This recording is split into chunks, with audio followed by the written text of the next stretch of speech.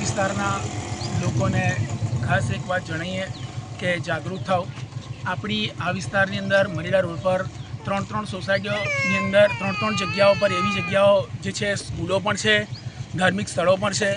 અને આગળ એક મેલી માતાનું મંદિર પણ છે, જે લોકો દરરોજ અહીંથી પગપાળા ચાલતા જતા હોય છે। ઘણી બધી તકલીફો પડતી હોય છે અને જિલ્લા કક્ષાનું સ્પોર્ટ કોમ્પ્લેક્સ પણ છે, હોસ્પિટલ છે, ઘણી બધી વસ્તુઓ એવી છે જે સાર્વજનિક વસ્તુઓ છે।